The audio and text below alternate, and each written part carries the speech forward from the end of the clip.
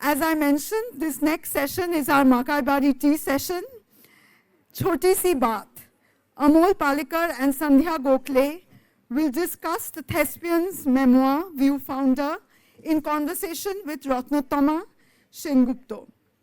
Amol Palekar, of course, is a very well-known name. His creative journey is an intimate blend of art, theatre and film. He began his artistic exploration in 1967 after graduating from the JJ School of Arts. An accidental encounter with the legendary thespian Satyadev Dubey led him to theatre. His film career too marked a turning point in Hindi cinema. In the 1970s, he charmed audiences as the endearing boy next door, offering a refreshing alternative to larger-than-life heroes. He marks his 80th year with a memoir, excavating a lifetime of memories and experiences. Viewfinder lifts the curtain on not only his experiences with cultural luminaries, but also of a critical era in the formation of Indian cultural expressions. Joining him on stage is Sandhya Gokhale. She, of course, is a multifaceted force bringing law, art, and activism, crafting a world where logic and reason meet soul. A fearless advocate and storyteller, she has redefined conventions with a unique lens. She and her husband, Amol Palekar, share a commitment to social responsibility, striving for a better world through collective action. Please give a warm round of applause to Amol Palekar and Sandhya Gokhale. May I invite them on stage along with the moderator, Ratnottama Sengupta. She is a veteran, eminent journalist for 46 years, writing on cinema, literature, and art for several newspapers and journals. I will now hand over the reins of this session to Ratnottama Di.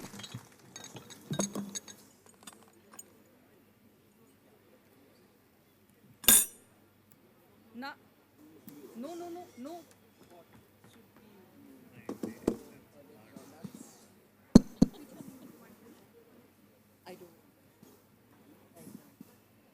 Cha, Makai Bari tea. And you are saying no. No. Ha. Chaha piyaयचा आणि चायेर संगे टा আর তার সঙ্গে আড্ডা. Right? একটু Yes, পরে please. Just চলবে. Just liquor, very lightly flavored Makai Bari.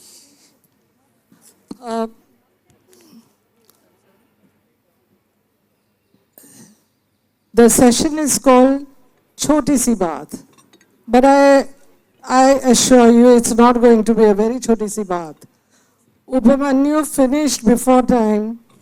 I'm certain you will want to continue beyond time.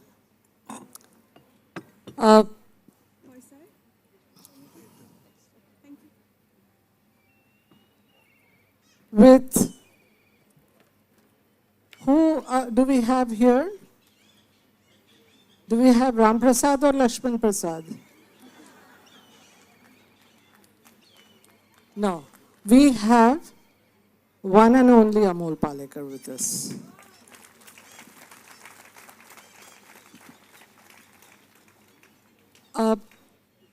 Amol Palekar, let me tell you, was then in his 20s or 30s maybe. I'm not ashamed of giving away my age either. You know that, huh?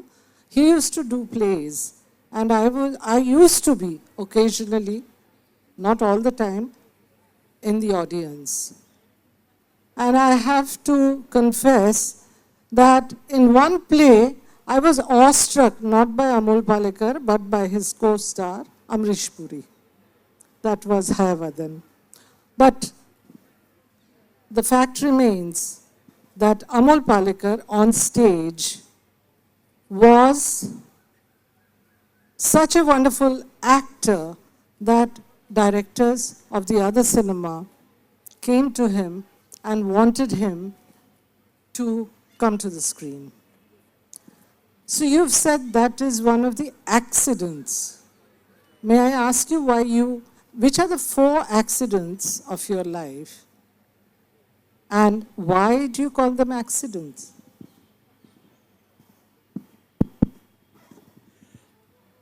Well, if you if you read the book, you will know much more in detail about it. Why do I call them accident? Is for the simple reason that I do not believe in fate, destiny, luck. So the only way I can think of all these major instances which happened, which at every point changed my life dramatically. Is it not nice to have? So that's why I call them accidents. They were not, I had not thought of them. The first one established me as a painter. I had my first one-man show solo exhibition. That was the first accident. The second was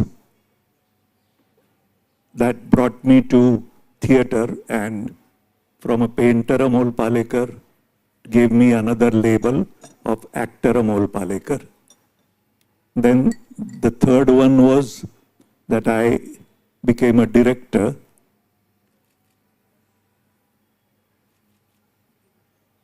The fourth one was, of course, my entry onto the celluloid. And the last, but certainly not the least, was my accidental and much more than mere accident, a very, I don't know, when you read the book, you will decide what to call that meeting, what adjective to use, but that meeting were with Sandhya. So these are the 5 accidents which, as I said, they shaped me into whatever I am.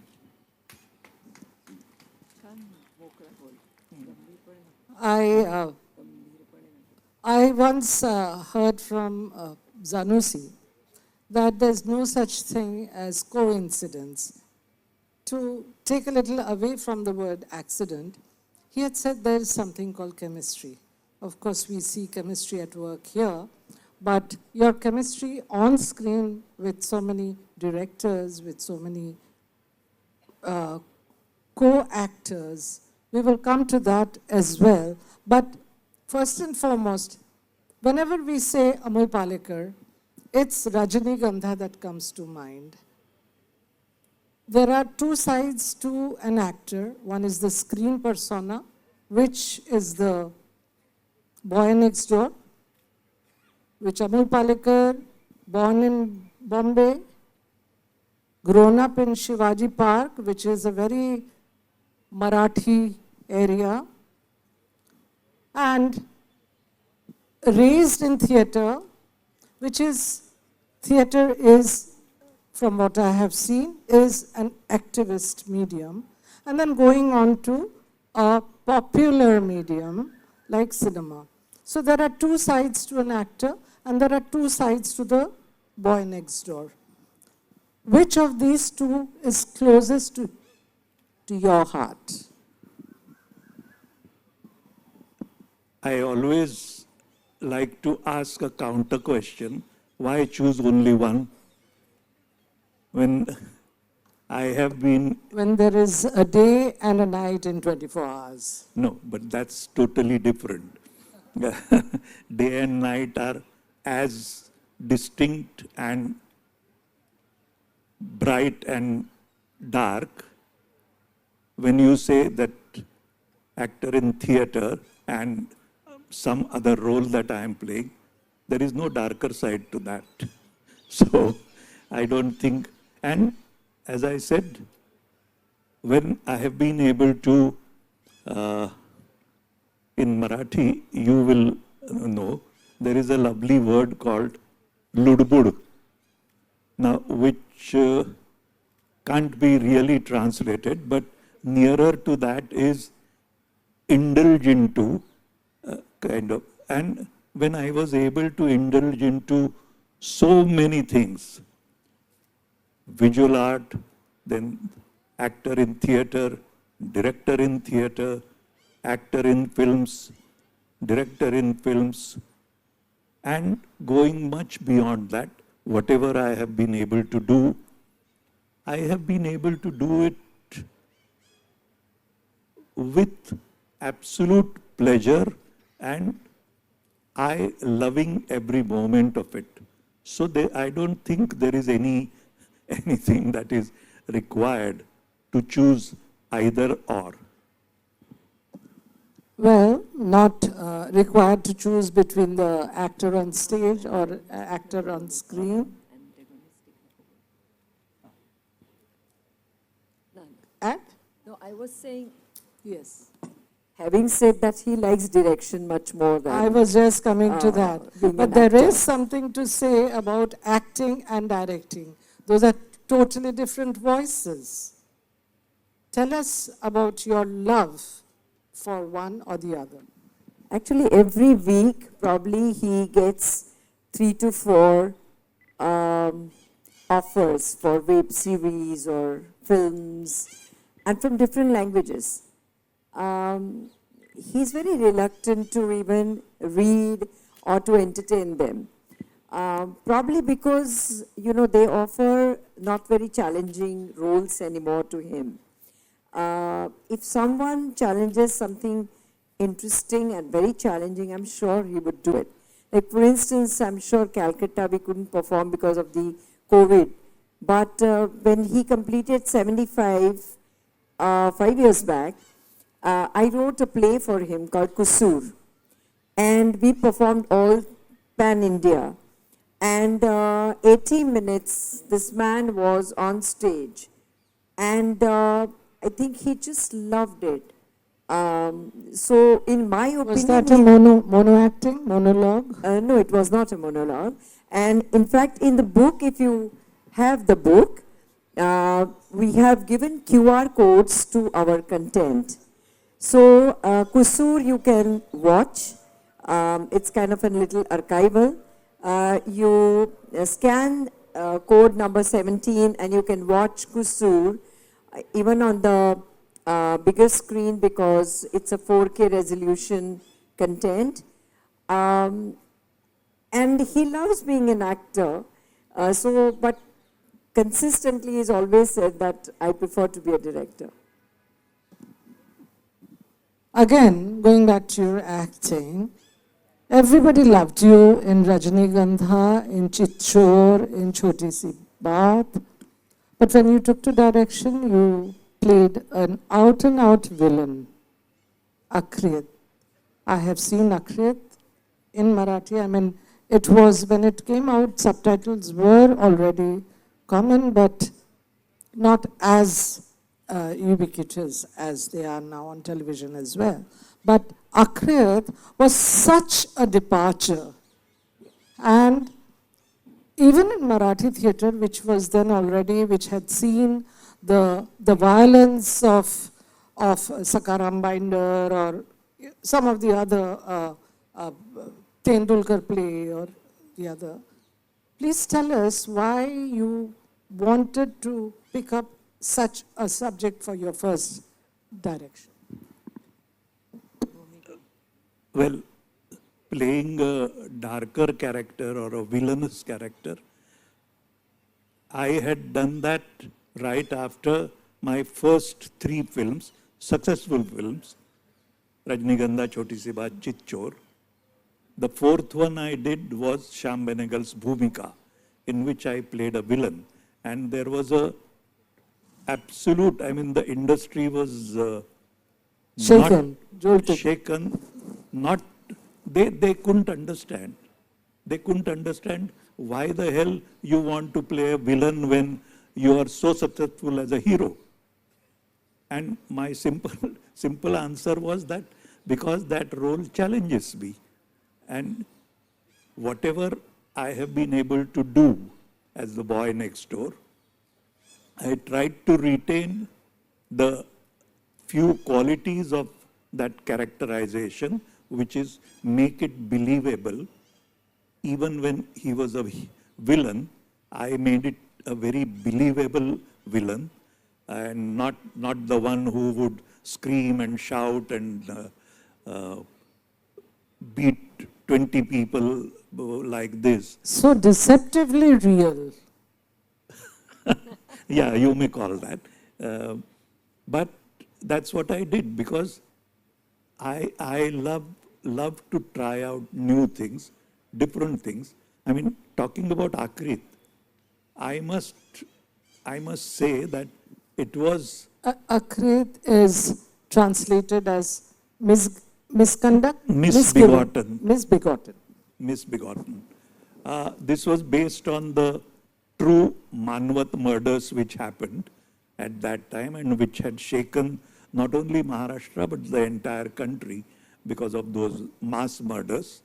So, and I played the protagonist who was the cause of those murders. It was a very, very dark character, and it is something, I mean, when I look back, I wonder where did I get the courage from to do that. That to make a film in which there is no hero and there is only a villain who's the protagonist. So there was no way that the audience could identify oneself with what normally we like to do is we like to identify with the hero, and that's when we get involved in the... There was no chance of that. And yet, I wanted to make that film. That was my first film which I also produced and directed. So it was a risk all around the corner. Absolutely. You put your money where your belief was. Belief was to fight against such things. No, belief was to fight against the blind faith. Yes, and for improvement of society. But also fight against the set patterns of the mainstream cinema, where, I mean, yes, you have the hero who does nothing wrong and therefore you fall in love with him. Then you have a hero who's only larger than life, larger than life is the very mild term of expressing what we see the leading men and all our films. So it was against that also. So many things which the industry was asking me to do, the given pattern, I wanted to break away and do something different. You have, even when you come to direction, Sandhya, I'm going to go back to your QR code, but before that I'm also going to read what's at the back of the book. That also is your doing. But before we go on to the other side, you as a director, you also did Thoda Sa Rumani Ho Jaye. That was again breaking away and going, in a sense, back to musicals. Yes. Why did you want to use the musical mode? Are you paying a homage to Natya Sangeet, which was so popular in Marathi stage? Because you are a singer, I now know that Sandhya is the trained singer. You are not the untrained singer. But how did the musical format appeal to you? First and foremost, it wasn't my love for Natya Sangeet, certainly not, because I didn't very much approve of the Natya Sangit form which was existing and which was on the decline in any case when I came onto the scene. But my fascination for the form of a musical, as musical defined by Hollywood. When we say a musical, we normally refer to musical as कि उसमें 10 गाने हैं, 12 गाने हैं. तो almost every Hindi film at that time used to have 10 songs, 12 songs, and so 8 songs I think were absolutely mandatory because of that LP format. Yes. So I said, no, this is not what is called a musical.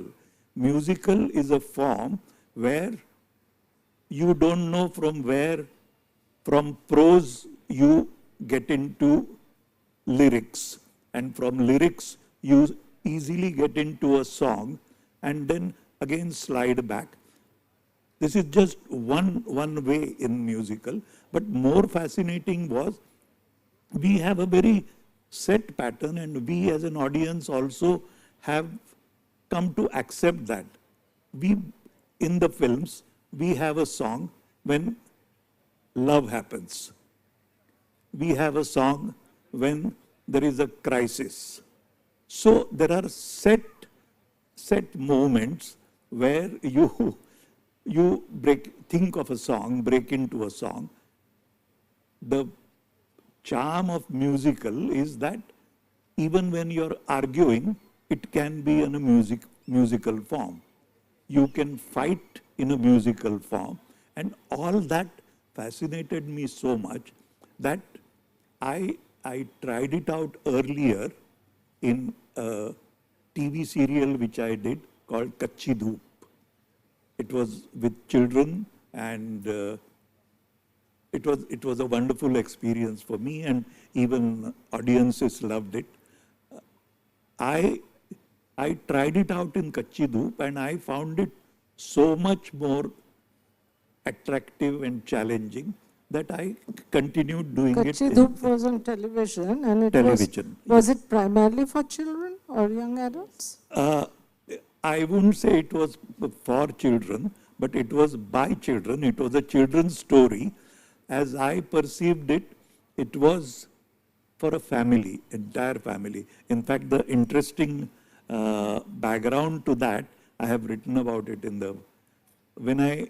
that was the time when we had to give a pilot, shoot 1 or 2 episodes and send it for approval. And those pilots were then approved. When I got the approval, I shot the entire thing, all 13 episodes. That was the limit at that time. As soon as I submitted the 13 episodes, I got a call from Delhi Mandi House that, oh, this is so wonderful, we are giving you the prime slot of Friday night. I said, no, thank you, I don't want the Friday night. I want Sunday morning slot, because that is the time when you sit with your entire family and enjoy. They said, there is no slot, there is no Sunday morning slot, we don't have. I said, you create one. And that's how actually the Sunday morning slot was created, which was later on taken to other heights by Ramayana and Mahabharata.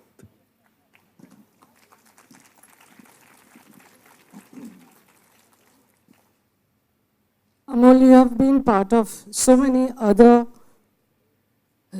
almost revolutionary changes in Hindi film world as well. Your films releasing at All India Radio Auditorium, Akashwani Auditorium in Bombay. That was one of the places created for other kind of cinema which were not in the mainstream theaters. Parallel cinema it was called. Later. And then also your morning concept, Rajshri sort of took upon that, and they used to release their films in morning shows, especially when these 3 theater Oscar Umber and Gemini Gate Galaxy, all these things came up. This was so many years before the malls. And also you have, in your book, you've talked about malpractices in the prevailing in Hindi film industry, which you stood against and you did not accept. Like, shall we talk about it? About taking money in cash, then about so many films being done and, you know, like time when the actors come to the studio, instead of 9, they came at 2 and 4 and 6. He broke those practices. How did you have the courage? Since you mentioned this, I have mentioned that also, but I would like to mention it here in Kolkata. I also fought against the malpractices in Bengali films. So, I will not go into the details, but it is very pertinent that Bengali films also, particularly the mainstream Bengali films, used to have all those malpractices, and which I said, no, I will not be a party to this. I will not. So, in fact, I stopped acting in Bengali films after I protested and I decided not to act. I went on to act in other regional language films. I acted in Kannada, I acted in Malayalam, but I never came back to Bengali films because I didn't like the malpractices in Bengali cinema. So with that we come to Bengal, and you have to talk about your gurus in theatre. Of course we know it was Satyadev Dubey first, but you have, I remember, mentioned Badal Sarkar as one of the starting points of your growth in theatre, and also Shambhu Mitra. How did you, from across, from the western coast to Ganga, how did you connect with these personalities and how did the journey continue? Well, actually, those times were so wonderful times when communication was extremely difficult.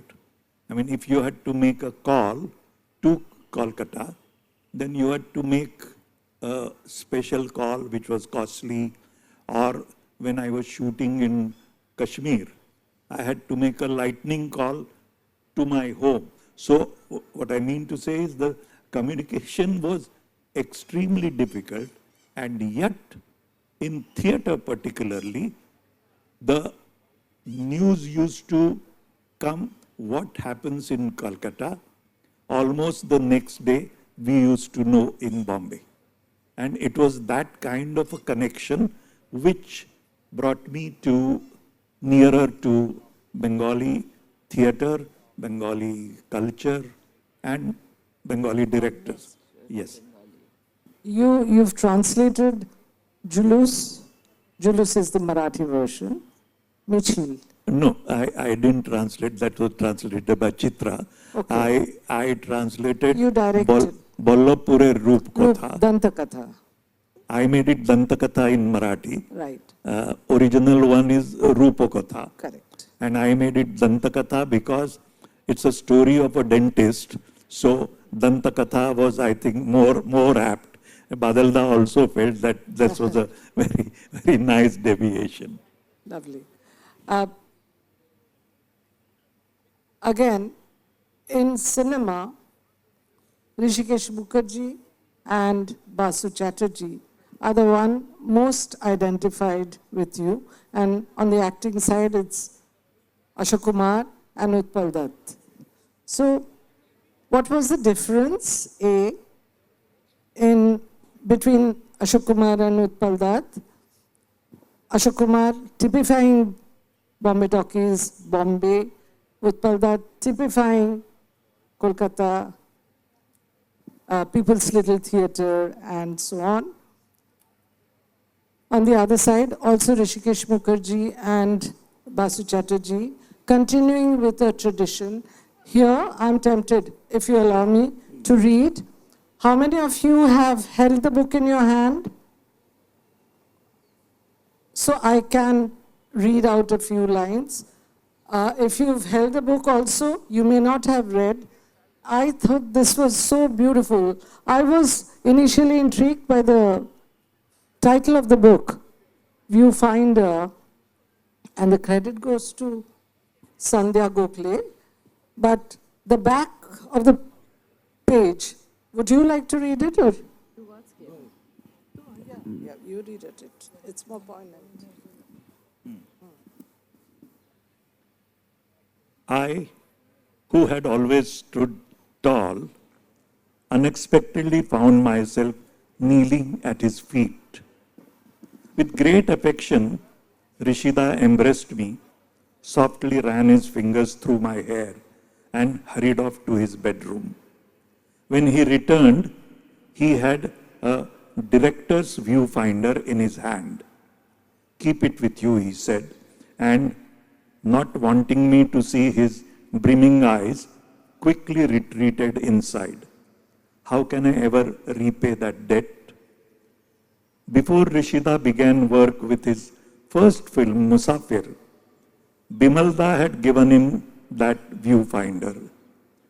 Like an iconic vocalist nearing the twilight of his life, entrusts the hollowed melodies of his heritage to a loyal protege. That act of handing over something precious illustrates the depth of the giver's love and trust, the recipient's worthiness, and the legacy of an immeasurable value, symbolizing a sacred bond between the one who bequeaths and the one who receives. In our time, when directors and cinematographers did not have monitors to preview a shot, the viewfinder was used to determine the crucial dimensions of the frame and to decide things like the lens required for the camera, the angle from which to shoot, etc. How many frames must have been visualized through this device? I am sharing with you the distilled memories of my 80-year odyssey, framed through this viewfinder.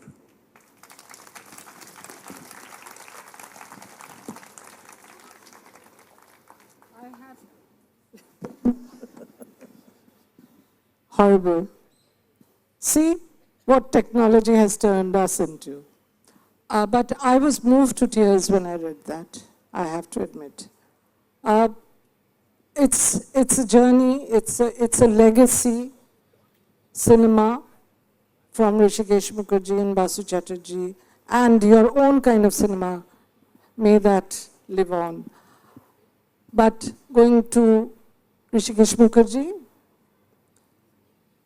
গোপের আমি গোপের তুমি গোপ দিয়ে যাইছে না गोलमाल हुआ है भाई सब गोलमाल है तो the gop was so critical for Ram Prasad Lakshman Prasad. How critical is the Bulganin beard to Amol Palekar? Actually, it also happened accidentally. When we were to shoot for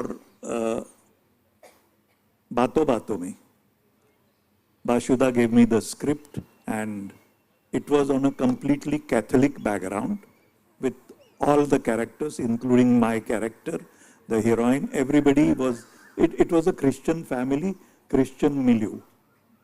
So when I read the script, I said, and I quickly sketched and showed Basuda.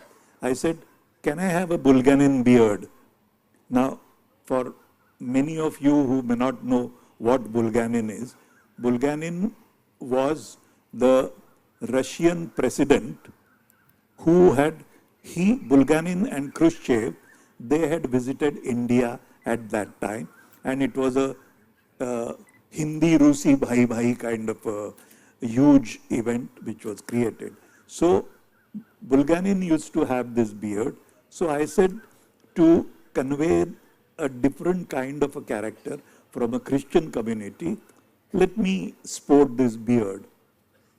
Mashuda loved this idea immediately. Not only that, he incorporated it in the script that I keep on sketching the heroine while we are traveling in the local train. So that was a lovely thing which happened. I really don't know when this became inseparable part of my persona, but yes, I have had this now, and when some OTT platform they come and ask me for a role, one of the reasons of rejecting the role I give conveniently is that, no, I don't want to shave off my beard, so I won't do the role. So we're going to come now to another very interesting part of your screen existence, Sandhya. You have to wait your turn. Sandhya, we know, is your leading lady in life, but on screen you've had an array of leading ladies like Sharmila Tagore, Deepthi Naval, Zarina Wahab, Vidya Sinha, on and on. Who has been the fairest of them all? All are his friends. And who is the dearest of them all, Sandhya? All are his friends. All of them. There is no one that he has chosen, but he's friends with everyone. No, but we're not going to be. I think not only through the book, but through our life, which many people know to a great extent, you can see that the real life heroine has always been much nearer to me than any of the real life heroines. And not without reason, what Sandhya has contributed, or what she has given to me, as in that accident when I explained, I said when that happened and our relationship started, I didn't know that I had got so much free. I got so much free has a very unusual connotation. I call her my half American wife, because she was in New York, a practicing lawyer, practiced there for 10 years, and even now her love for the US comes out at slightest this thing. So I call her half American wife. I think it's too sweeping a generalization, and especially in the Trump era, I'm certainly not a fan of. I'm sorry. But what he's referring is probably to the discipline and the work ethics and the professionalism that I experienced there, and that I could somehow translate into the filmmaking also, because when we both started to make films, I perceived filmmaking at that point as a very feudal endeavor. And very haphazardly they used to make it, because as he mentioned in the book, there were just chaos, some people coming at some point, some actors coming at different points. But there was a lack of discipline, which actually changed after in last decade or so with the young filmmakers. It's massively changed now. But that only that portion of the US life I just really miss here. No, but I must also add, for the audience to understand, my pre-Sandhya era as I call it, I could make one film in 5 years. I mean, it was like following the government of India Panchavarshik Yojana. After we started working together, we have been able to make one film every year. And that's all thanks to Sandhya. I have had the good opportunity to know Sandhya when she came. Amol came as the chairman of the Kolkata International Film Festival competition section, and Sandhya was there, and we had a discussion on women directors, and Sandhya was part of the panel. Sandhya, for many of you, is probably a new presence in the city, but she's been a feminist, a lawyer, an activist, and along with that, she's been curator, she's been translator, and this book is also her translation and designed by her. And my first reaction to the book was, oh, how well brought out it is. It uses a painting at the start of every chapter, and Amol, many of you know, most of you probably know, but some of you may not know, is actually a graduate from the JJ School of Art. And he writes in the book about what he learned from Ara, from other masters of art. I'm going to come to that, but before that, I'm going to ask Sandhya, on your 75th birthday, I think, you did this major retrospective of Amol's work, paintings, wasn't it? No, that was when he turned 70. 70, oh, it's 10 years. 10 years back. Yeah, every 5 years we try to do something different. Yeah, and then this book, it's amazing, this book. And not playfully, I was telling Amol that I haven't read with so much attention even for my graduation exams. Because of the depth in what he has written. And he's followed a stream of consciousness. So, and it's not chronology, it's not that he doesn't root his narrative in time, but he goes back and forth. And again, I told him something which is from my heart. Like a coconut, he is hard and tough on the outside, but with a soft and sweet heart. And why I said that, he talks about his activism first. He talks about his stands, the different stands he's taken with different people who've been very important and very close to him throughout, including Dubey. And why he took those stands. And if one gets an idea of what those stands are, then you know Amol Palekar. Amol Palekar is not only that forgetful boy who brings flower for his, I don't know how many times he's brought Rajnigandha for Sandhya. But nevertheless, he is the two of them. For many of you, I'll just leave it to Amol to talk about it, but he's gone to court and done PILs. Of course, Sandhya has been instrumental in drafting and taking it on, I think. And there's one line which struck me. I might not live to see the verdict, but I will go to court on this. Why do you feel so strongly about certain issues?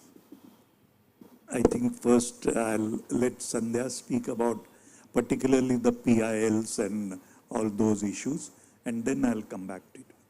No, we have been, censorship is a very dear cause to his. Artistic freedom is something that he finds very sacred. And whichever the government is,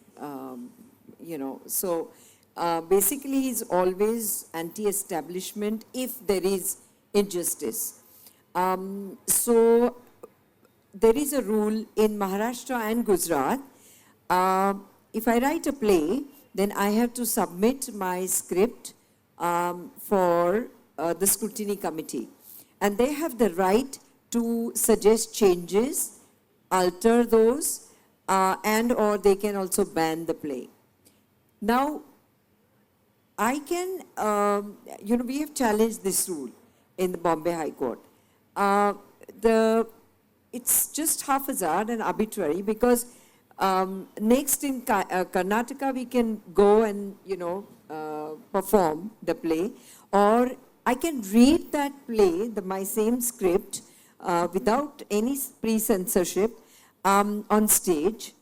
I can read it on radio, and how Amol puts it is that if there is a leader, political leader, who goes and makes provocative speeches, they don't have any censorship, then why only to theatre? And this is something that we have taken up, and we will 100% will win that.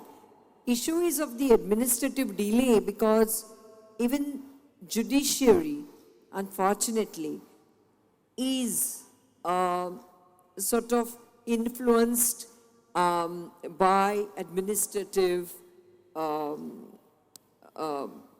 would say, rules and diktats. So that's why he wrote that even if I won't be there, but we will win.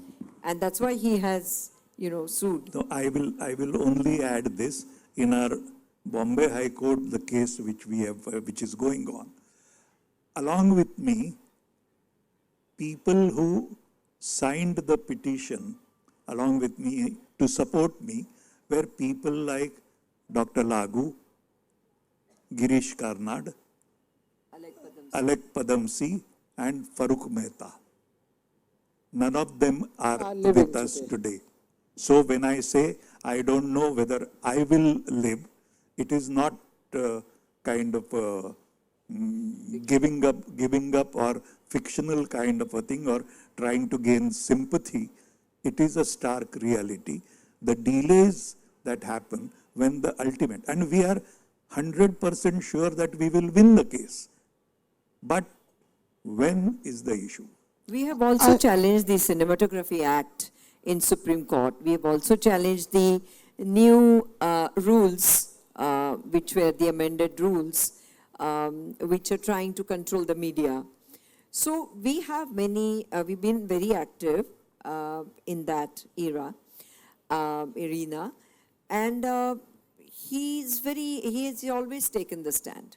I beg time and your permission.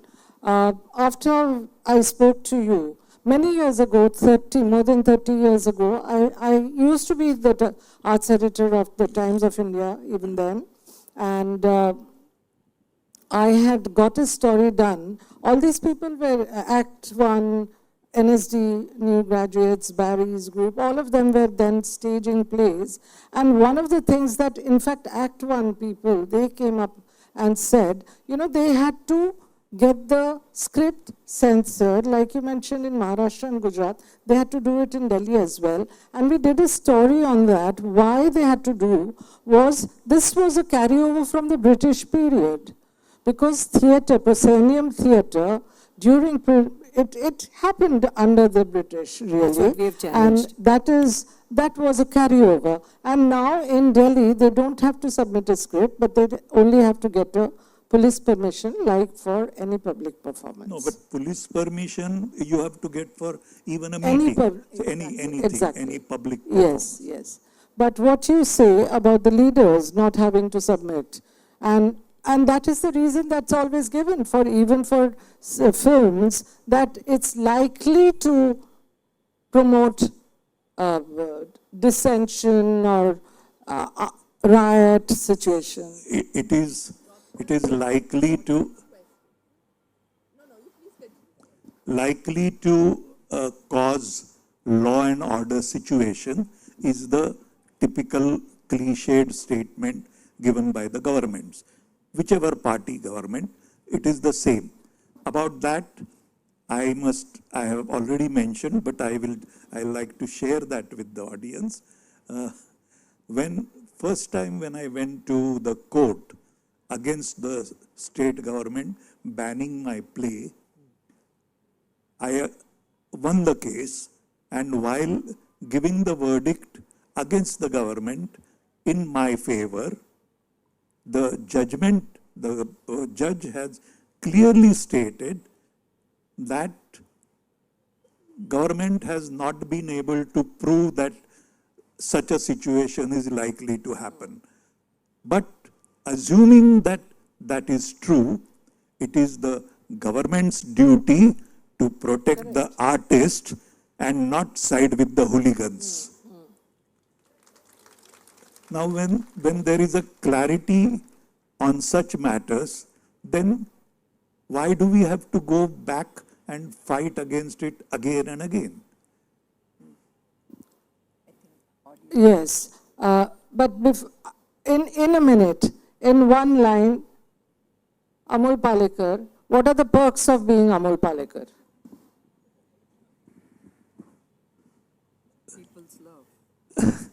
Absolute, so much of love and affection which I have been getting, despite my being difficult or trying to run away, saying, no photographs, please. I want to be a private person. Despite all this, all of you have given me, and not only here, Kolkata is very special. There is a special love for me from here, but all around the country and from every strata of life, I only get overwhelmed by that, and I bow down to that. Even in Pune, I was in Pune for a friend's daughter's wedding, and we decided to meet for breakfast. And in the city where he loves and lives and he's seen every day, in the morning for breakfast, we had to go away from that public glare. But that is the love. The love is going to translate into so many hands raised in question. Yeah? One from this side, one from that side. We'll first. take as many as possible. Yeah. Mike, Hello. Huh. Yeah. Kusur was actually Malika. read in Kolkata. It was not performed on stage in Kala Mandir. Yes. Yeah, Yes. we went there.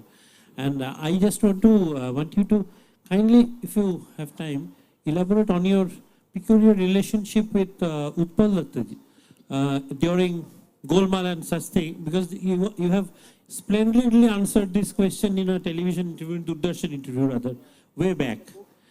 Because he was a very difficult, he had very awe for him, and that kind of a funny film was happening.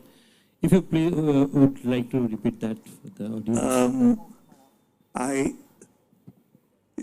I got a bit confused. You started from Kusur, and there is some other question. Of course, that's okay, but I got a bit confused. So, my relationship with Utpal Da, I have written extensively in the book so many aspects of Utpal Da and our bond together.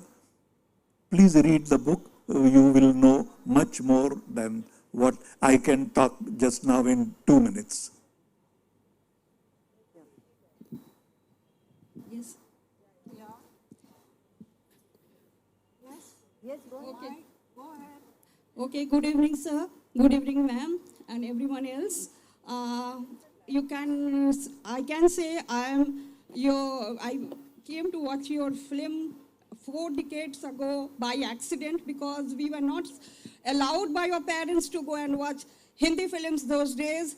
I lied to my mother and went with a friend to watch Golmaal 1979. I had just appeared for my board exams, and that was my first view of Amol Palekar, your fan by choice, your admirer by choice, and Question? yes, follower by nature. I'm quoting him actually, he knows why I'm telling these things. My question is like, just now, and we were waiting for a very long time to watch you on stage, which never happened in Kolkata few years back. So, and you just mentioned that you don't walk in Bengali films anymore due to some bad experience. We have all heard that, and I believe the Taliganj industry also Question? heard it. Question? Yes. Then the question is, if things change for better, I'm sure it has now changed. Would we be getting to see you again walking in Bengali films? Why not? Okay, that's a great thing we are waiting for.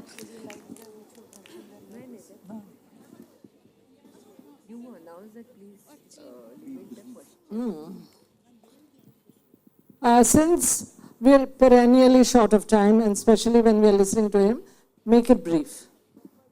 All right, yeah. I'll keep it brief. One of my mentors in advertising, who claims to be your friend from JJ School, Mr. Kamlesh Pandey, told me that Baaton Baaton mein Chhoti Si Baat or whatever, the biggest paheli remains that why did Amol ever take up a banking job? And why did he leave that? So would you want to throw light on that? Was that a question by Kamlesh or you? No, that was a question that he had just like randomly mentioned in No, one of... Kamlesh couldn't have asked that because I brought Kamlesh into Hindi film industry from the ad film. He had nothing to do with film industry.